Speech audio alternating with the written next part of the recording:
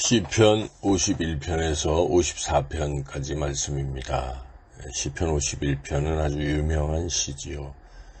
시편에 나와 있는 7개의 참회 시들 가운데 하나입니다. 이 시는 다윗이 밧세바와 간음하고 또 그것을 드러난 것을 덮기 위해서 밧세바의 남편 우리아를 전쟁터에서 죽게 하는 그러한 죄악을 저질렀습니다. 그 이후 선지자 나단이 죄를 지적하자 다윗은 참회했습니다. 참회하면서 쓴 시가 바로 시편 51편입니다.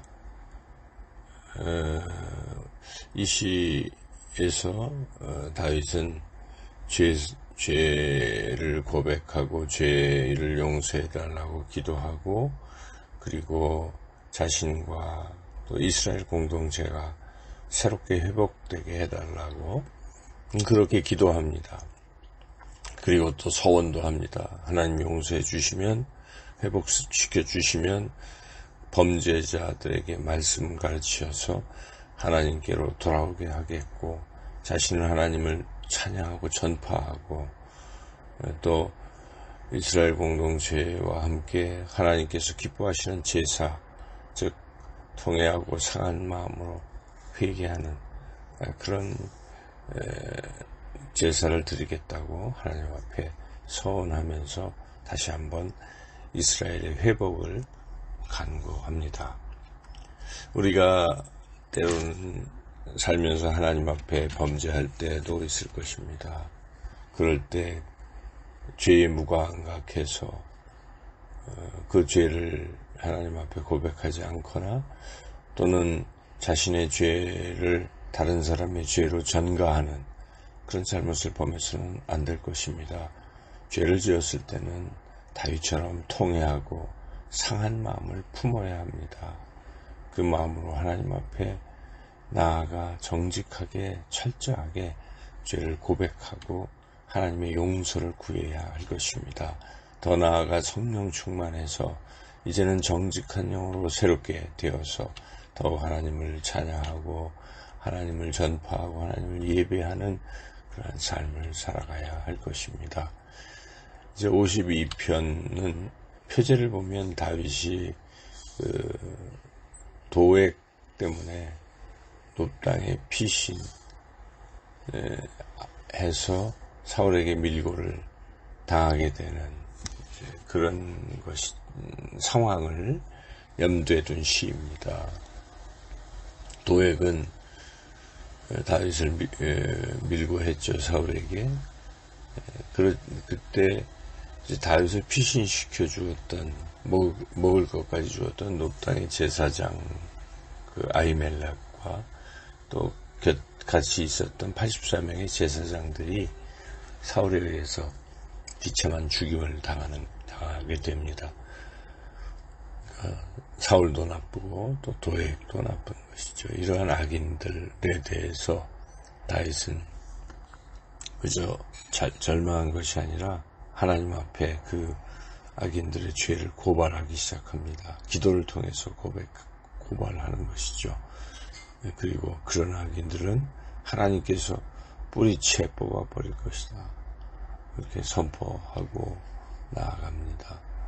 그리고 자신은 이제 온전히 하나님만 의지하겠다고 그렇게 다짐하며 하나님은 악인들은 뿌리채 뽑지만 하나님을 의지하는 사람들, 하나님 집에 있는 푸른 감람나무 같이 그렇게 되게 할 것이다 라고 다윗은 고백합니다. 우리가 때로는 참 어려운 상황에 빠질 때도 있을 것입니다. 그래서 절망할 수도 있습니다. 하지만 오늘 이 시편 52편의 다윗의 그런 고백처럼 악인은 결국 뿌리채 뽑힌 나무 같을 것이고 하나님을 의지하는 의인은 푸른 감람나무처럼 영원히 살게 될 것이다 하는 것을 확신하고 더욱더 하나님께 감사하고 하나님을 의지하고 하나님을 사랑하며 살아가야 하겠습니다. 이제 시편 53편은 하나님이 없다라고 생각하는 어리석은 자에 대한 것을 시를 통해서 언급을 합니다. 다윗은 하나님이 없다고 생각하는 사람들 어리석지만 하나님께서 살아계시고 그 하나님을 찾고 또 하나님을 믿고 살아가는 사람들은 지혜로운 사람이라고 노래합니다. 다윗은 그렇게 어리석은 자들, 하나님이 없다고 하는 사람들은 하나님이 심판하실 것이지만 하나님을 찾는 지혜로운 사람들은 하나님께서 구원하실 것이라고 선포하고 있습니다. 사람들이 악을 행하고 선을 행하지 않는 이유, 가장 큰 이유는 하나님이 계시지 않다고 생각하기 때문입니다. 그리고 설령 계신다고 하더라도 자신의 그러한 악행을 타치하지 않을 것이다 이렇게 생각하기 때문에 계속 악을 행하는 것이죠. 하지만 하나님은 분명히 살아계십니다. 그 어떤 일도 다 하나님의 섭리 가운데 있습니다. 하나님께서 모든 것을 보십니다. 요셉을 생각해 보면 요셉은 정말 어려운 중에도 하나님이 계시다는 것을, 하나님이 섭리하신다는 것을 믿었기 때문에 고난 중에도 최선을 다해서 하나님의 뜻에 순종하고 나아갔습니다. 그럴 때 요셉은 하나님의 함께 하심으로 형통하게 되어 마침내 애굽의 국무총리가 되고 많은 사람들의 생명을 구했고 이스라엘 민족을 애굽에서 강성케 하는 그런 일을 감당했던 것이죠. 그렇게 하나님이 계시다 하는 생각, 이 신앙이 참 중요하죠. 그래서 항상 내가 하나님 앞에서 살아간다.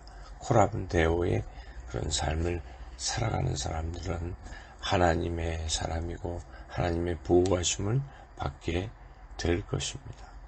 시편 54편 말씀에는 표제가 붙어 있는데 10사람들이 다윗을 배반하고 그 숨은 곳을 사울에게 알려주어서 다윗이 또 어려움을 겪게 되는 그런 상황 속에 놓인 것이죠. 그야말로 다윗은 이제 절체절명의 위기 앞에 있었습니다. 이런 위기 앞에서 다윗은 하나님께 간절히 부르짖어 기도하기 시작합니다.